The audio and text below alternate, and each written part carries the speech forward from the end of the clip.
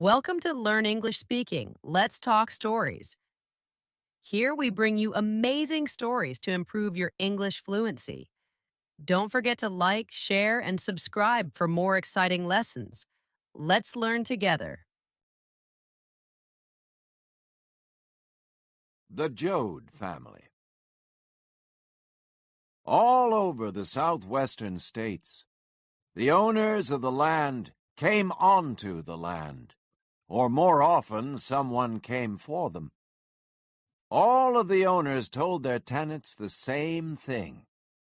You know the land's getting poorer. The bank has to have profits all the time. It can't wait for next year's crops.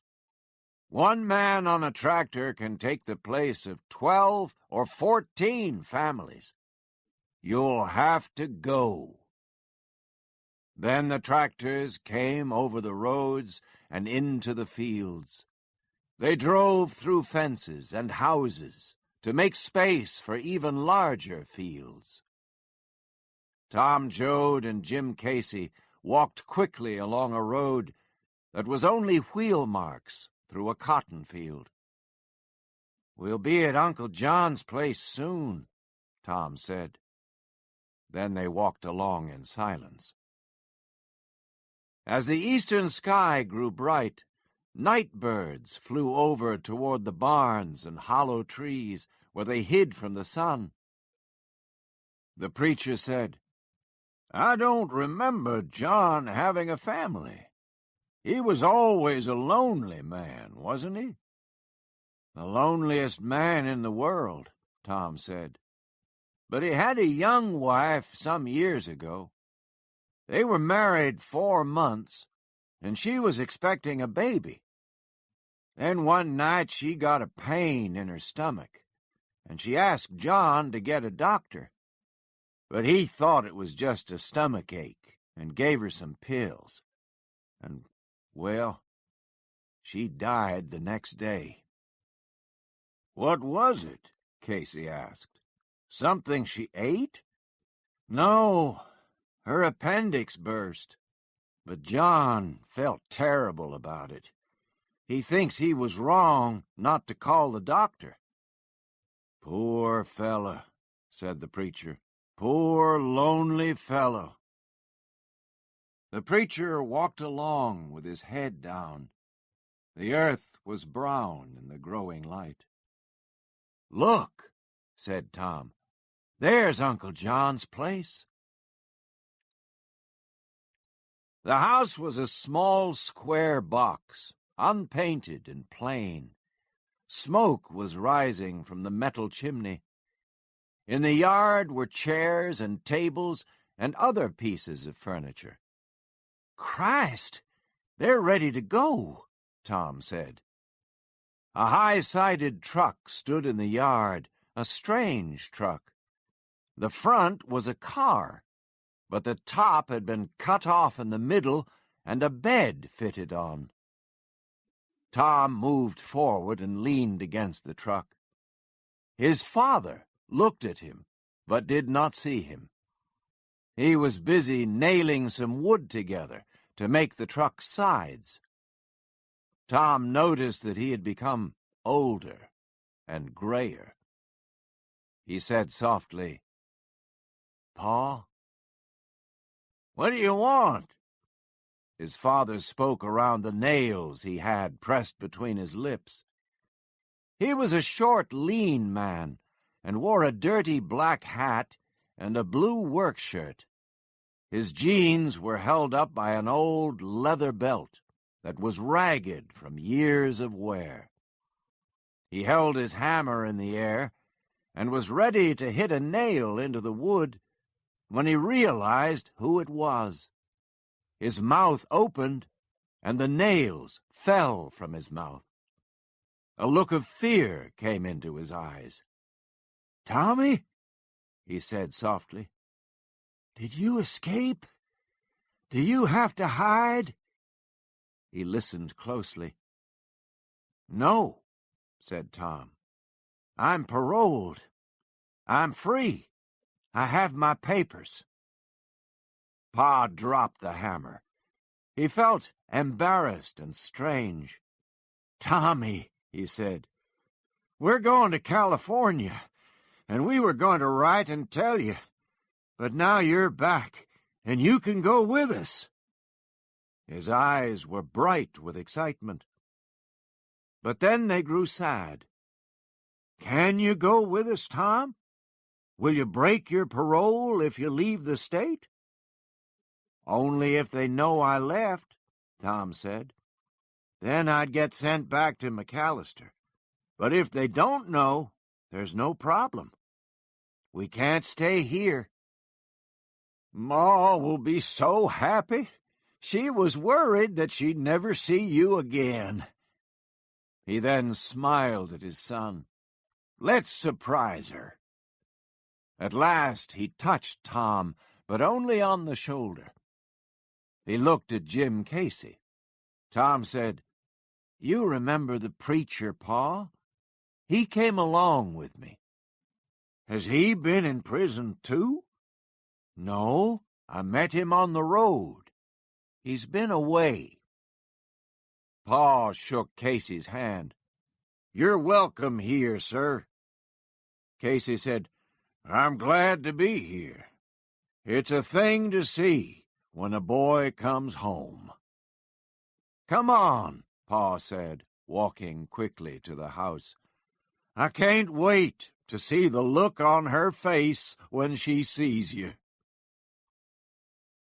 Pa stepped into the doorway and stood there to block it with his body.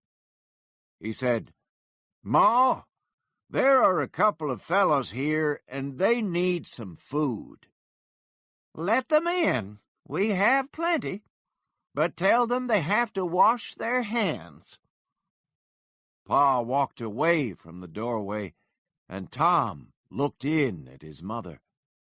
She turned toward the door, but the sun was behind Tom, and she only saw a dark figure with sunlight around it. "Come in," she said warmly. Tom continued to look. Ma was heavy, but not fat.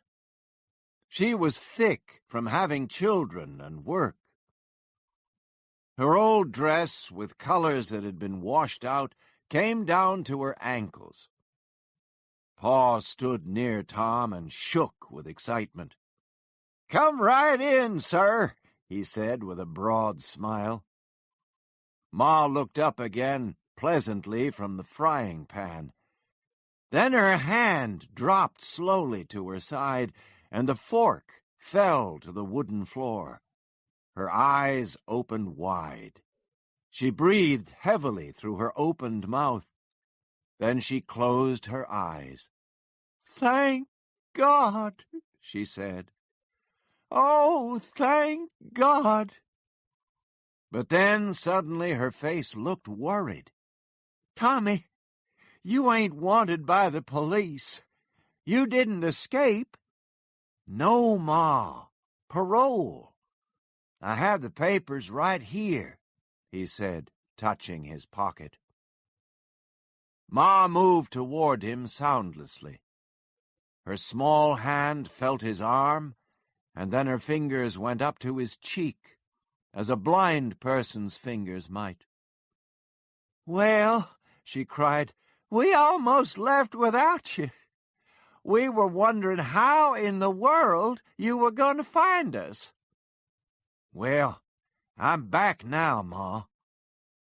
She smiled gently and returned to preparing the meal. Tom asked, "Where's Grandpa? I ain't seen the old devil." Ma placed the plates on the table. "Oh, he and Grandma sleep in the barn because they get up so much during the night."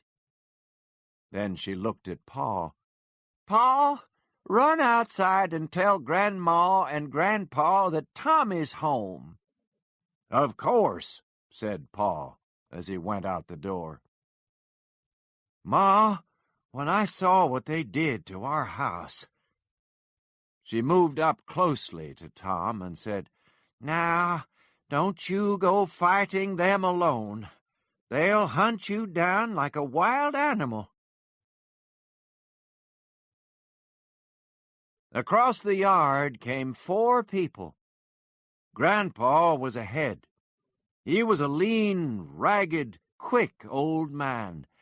Behind him was Grandma, who wore an old house dress that she pulled above her knees as she walked. The 2 old people raced each other to get across the yard.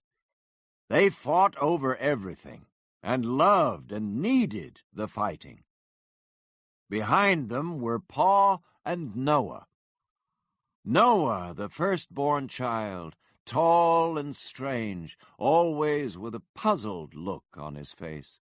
He moved slowly and rarely spoke. Grandpa demanded, "Where is he?"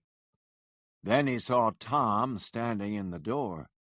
Grandma suddenly cried, "Praise God!" Grandpa walked up and hit Tom on the chest, and his eyes smiled with love and pride. "How are you, Tommy?" "Okay," said Tom. Noah stood on the step and looked at Tom. His face had little expression. Tom said, "How are you, Noah?" "Fine," said Noah. "How are you?"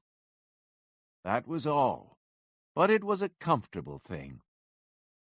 Suddenly Tom said, "Hey, where's the preacher? He was right here. Where did he go?" Pa said, "I saw him, but he's gone." Tom stepped out onto the porch and called out, "Jim!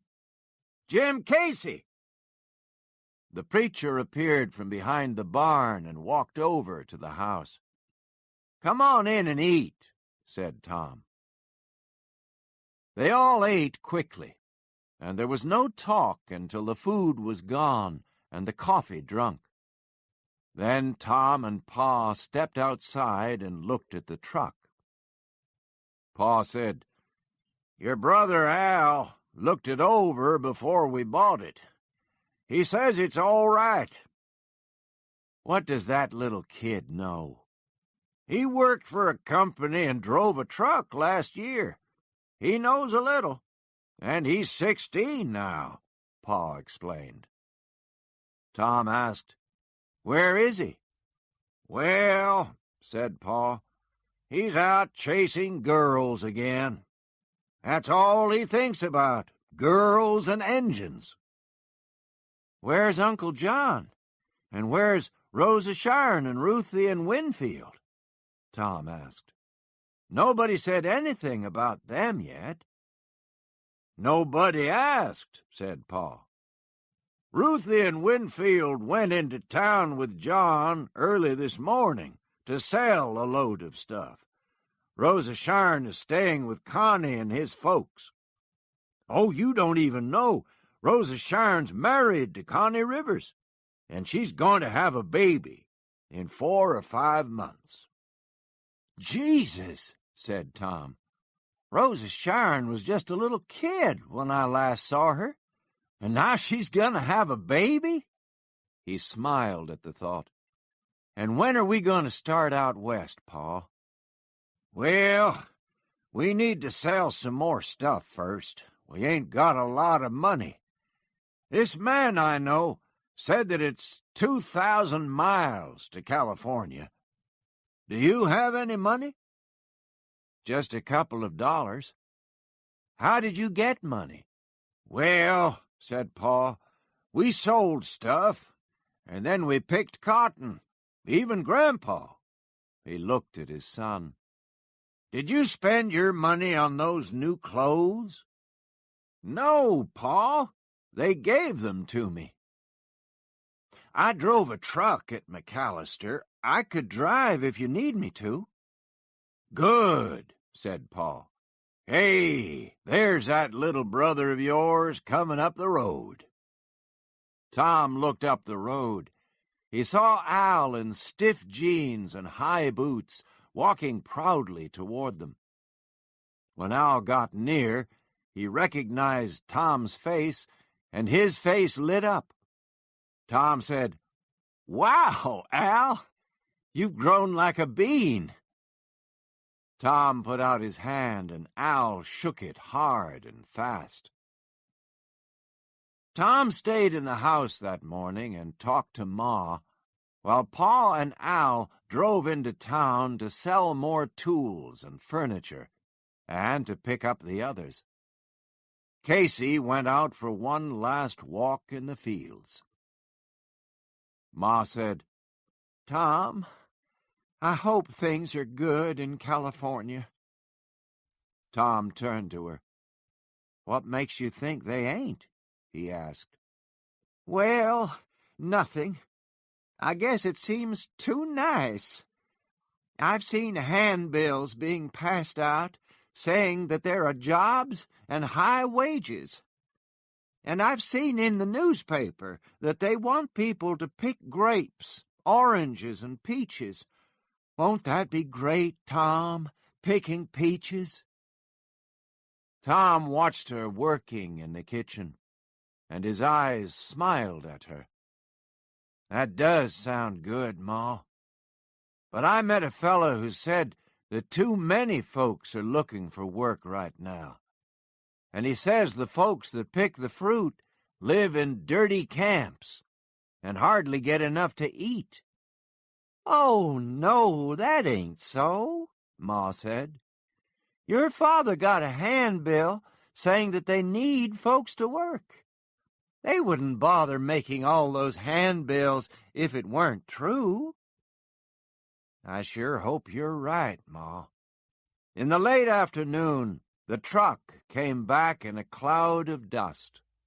The children, Ruthie, the 12-year-old, and Winfield, the 10-year-old, stood in the back. Beside them, holding onto the bars of the truck, was blonde-haired Rosa Sharon, who was thinking about the baby and being careful. In recent weeks, she had become shy and thoughtful as she worried about becoming a mother. Her 19-year-old husband, Connie, a sharp-faced and lean young man, was proud and afraid of the change in her. When the truck stopped, Ruthie and Winfield climbed over the bar, screaming, "Where is he? Where's Tom?"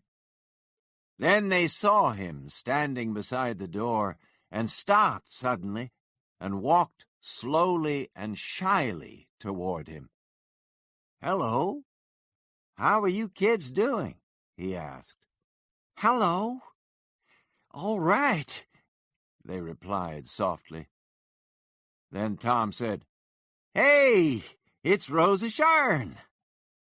She smiled sweetly at her brother and said proudly, "This is Connie Rivers, my husband." The two young men shook hands. The rest of the day was spent loading the truck. In the evening they killed and cooked the last pig. Then they salted the pieces of meat for the journey. With the children in bed, the adults gathered together on the porch to make their plans. Pa drew numbers in the dust and whispered to himself. He finally looked up and said, $154. That's what we have." Pa shook his head. "They say it's 2,000 miles to California. We should go soon." Tom said, "Well, if we work all night, we could be ready to leave in the morning." Tom helped Ma pack the kitchen and the meat, while Pa and Noah put clothes and tools into boxes, and Casey helped Al prepare the truck. The early morning sunlight was suddenly in the sky. Rosa Sharon and the children were woken first. With tired faces, they climbed into the truck. Then, when everything was ready, they woke up Grandma and Grandpa. Grandpa's eyes were dull. He said in a loud voice, Well, I ain't going. Not going? Said Pa. What do you mean? There's no place to stay. I'm staying, the old man said. This is my country. I belong here. I don't want any stupid oranges or grapes. This is where I've always lived, and this is where I'm going to stay. Oh, Grandpa, Ma said, we have to go. Sit down and have coffee with us. Pa and Tom gave Ma a strange look. Grandpa sat down, still protesting, and Ma prepared the coffee. To Grandpa's cup she added some strong cough medicine. The family watched as he drank his coffee and ate his pork. They saw him yawn, and then rest his head on his arms and go to sleep. Then Tom and Al lifted him up onto the truck and laid him on top of the load. The rest of the family and Casey got into the truck or on the back. Al started the engine, and as the truck slowly went up the little hill, he said, "What a load! We won't be able to go very fast." The people on top of the load looked back and saw the house and the barn and a little smoke still rising from the chimney. The truck moved slowly through the dust toward the highway, Chapter 3, and the west. Highway 66. Highway 66 was the main route for a people in flight from dust and empty land. All day the cars and trucks filled with families and everything they owned streamed along the road. Al was at the wheel, a serious look on his face, his whole body listening to the truck for weaknesses. Grandma sat next to him, half asleep. Ma sat next to Grandma with one elbow out the window. Suddenly Grandma said, "I have to get out." "Okay," Al said. The truck came to a stop at the side of the road. Ma and Grandma got out first. Then the others in the back came to life and jumped out. Grandpa stayed in the truck. "Ain't you going to come out, Grandpa?" Tom asked. "No, I ain't going, I'm telling you," Grandpa said angrily. "I'm going to stay here like old Muley Graves." The old man then folded his arms. "Tom," Ma called out, "get that food out. We need to eat something." Tom found a pan of pork bones and passed them around. Then Winfield said, "I want a drink." Then Ruthie said, "Yeah, me too." Al felt his fear growing. "We'll get water at the first gas station we come to. We need gas as well." The family agreed and quickly got back in. Al started the motor, and they moved on. It was another 20 miles before they saw a gas station. Everyone was thirsty and tired. Al pulled the truck into the station, and a heavy man got up from a chair behind the gas pumps. "Are you folks going to buy anything? Gas or stuff?" he asked. "We need some gas, sir," Al said. "Do you have any money?" "Of course we do. We're not begging." "Well, that's all right then. Help yourself to water." Then he explained, "This road is full of people. They come in, use water, dirty the restrooms, and then they steal stuff. They don't have any money to buy anything. Some come here begging for a gallon of gas. Tom moved angrily toward the man. "We're paying our own way," he said in an angry voice. "We ain't asking for anything." The man stepped back. "Just help yourself to water, and the restrooms are out back." Winfield ran to the water and drank hurriedly, and then poured some over his head and face. The man watched him with a smile. He then looked at Tom and Al. "Over 50 cars a day have been stopping here. All these folks are moving west. Where are they going? What are they going to do?" "They're going to do the same as we are. Looking for work, trying to feed our families, that's all," Tom said. "Well, I'm just trying to run a business here. These folks come by and beg for gas, and then they give me stuff for the gas. I can show you beds and baby toys and pots and pans." He picked up the gas line and brought it to the truck. "I just don't know what this country is coming to. What's happening to people?" Casey had been listening to the man. "I've been walking around this country," Casey said, "and I've heard a lot of folks asking the same questions. Well, people are moving.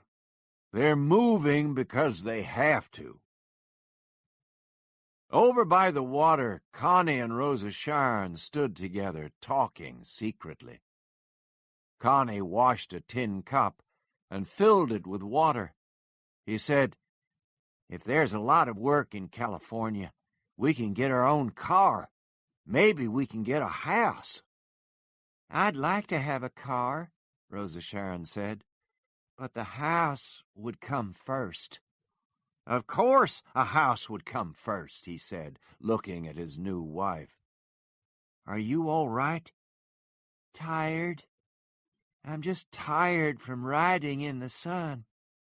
"We have to do that, or we won't get to California." "I know," she said. Then Tom called out, "Come on, everyone. We have to go. We have lots of driving to do." "Now, where are those kids?" Pa asked.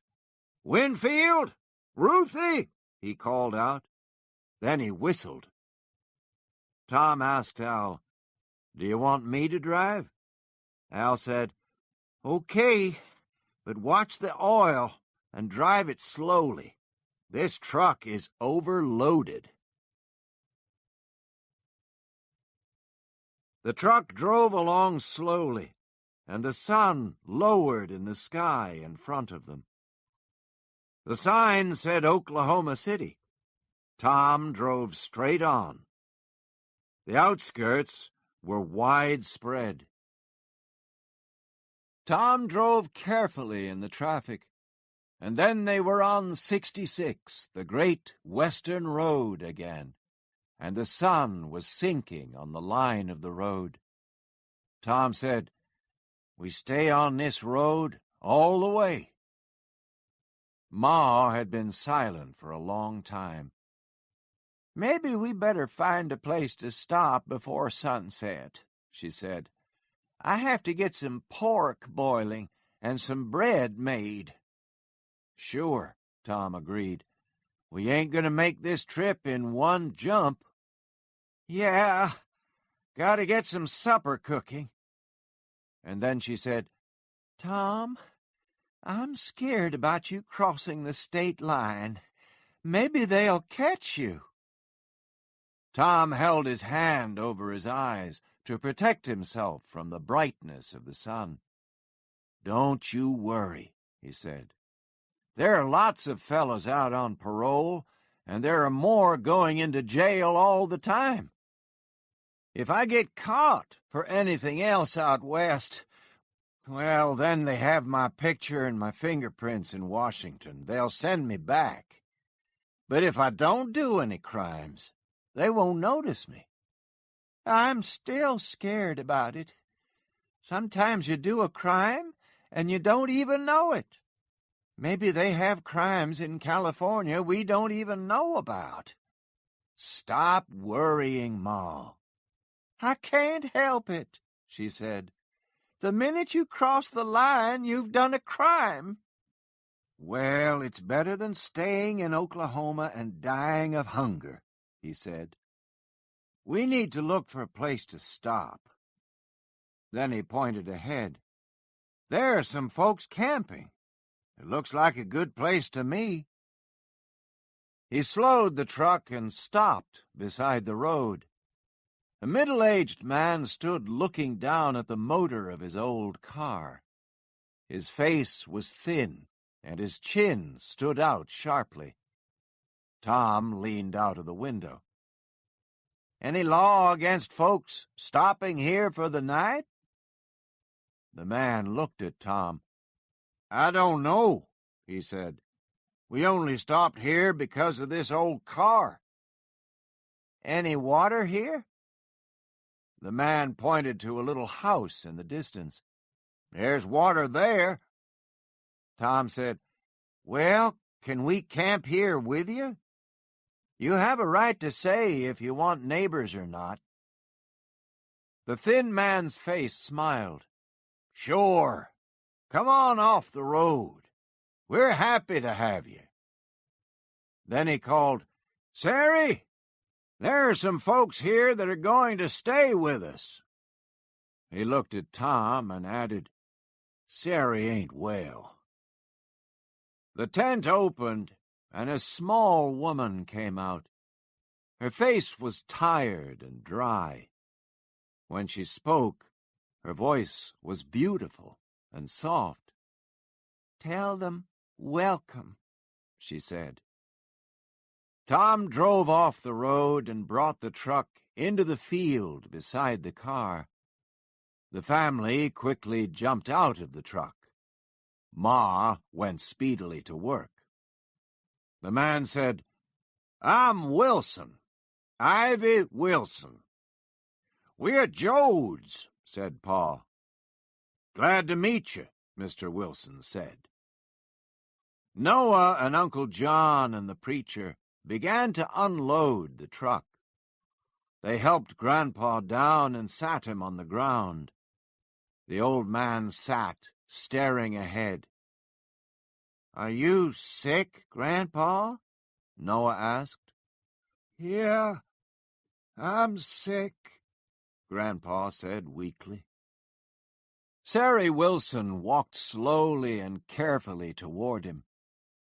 How would you like to come into our tent? You could lie down and rest. Without warning, Grandpa began to cry. Ma lifted him to his feet and then helped him into the tent. Uncle John said, He must be real sick. He's never done that before. I've never seen him cry in his life. Ma came out of the tent and went to Casey. You've been around sick people, she said. Please, go take a look at Grandpa. Casey walked quickly to the tent and went inside. He took the bony old wrist into his fingers. Feeling tired, Grandpa? The old man made sounds that were not words. Ma looked into the tent. Grandma wants to come in. Do you think he's all right? Casey shook his head slowly. Ma said, He's all right, Grandma. He's just taking a rest. Grandma answered, Well, I want to see him. She came running into the tent and looked down at her old husband. What's the matter with you? She asked Grandpa. Casey said gently, He's sick, Grandma. Oh. She looked down at the old man again. Sick bad, do you think? Pretty sick, Grandma. The people outside the tent were standing quietly, listening to the sounds of dying. Casey looked into Grandpa's eyes. They were clear and deep, and there was a knowing, peaceful look about them. Then Grandpa's breathing stopped. Sari took Grandma by the arm and led her outside, and Grandma moved with pride and held her head high. Casey stepped out of the tent. The family sat together on the ground. Pa was the head of the family now. He looked at Casey and said, "What are we going to do? There are laws. You have to report a death, and when you do that, they either take $40 or they think he's a pauper." Uncle John said, "We've never been paupers before." "Maybe we have to learn," Tom said. "We never were forced off our land before." "No, we'll wait for it to get darker, and we'll bury Grandpa ourselves," Pa said. On the edge of the ring of firelight, the men gathered. Pa marked out a place on the ground 8 feet long and 3 feet wide. When they finished digging the large hole, Ma pulled a clear page out of the front of the Bible and handed it to Tom. He took a pencil out of his pocket and wrote, "This is William James Joad. Died an old, old man. His folks buried him because they didn't have enough money for a funeral. Nobody killed him."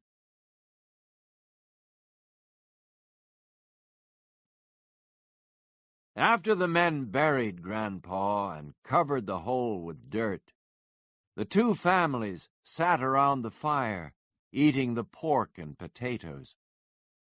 They were all quiet, staring into the fire. Then Pa said to Mr. Wilson, "How long have you folks been on the road?" Wilson cleared his teeth with his tongue and swallowed. "We ain't been lucky. We've been away from home 3 weeks.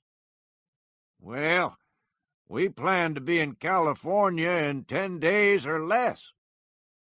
Al said, "I don't know, Pa. With the load we're carrying, we'll be lucky to get there at all.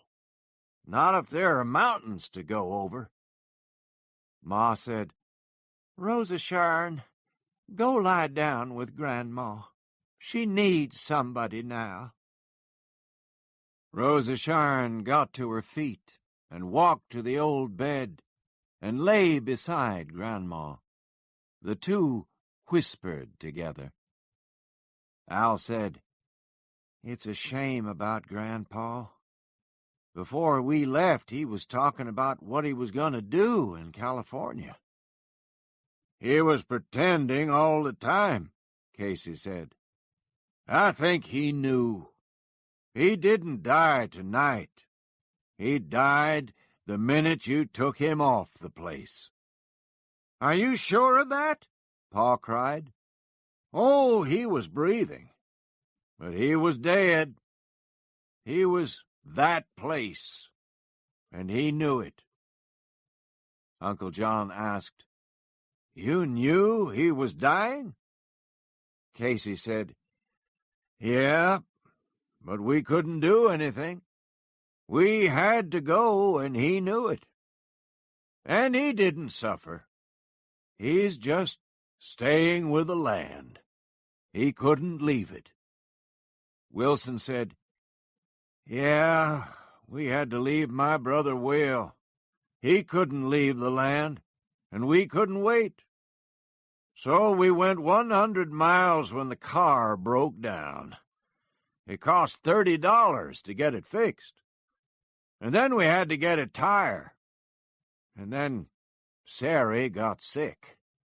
Had to stop for 10 days. And now the car's broken again and money's getting low. I don't know when we'll ever get to California. If I could only fix a car, but I don't know anything about cars." "What's the matter with it?" Al asked. "Runs a minute and then stops." Al spoke proudly. "I think you have a blocked gas line. I'll blow it out for you." And Paul was proud, too. "He's good with a car." "Well, thank you for your help," Wilson said to Al. "Yeah, when we get to California, we'll buy a new car that doesn't break down." "When we get there," Paul said. "The problem is getting there."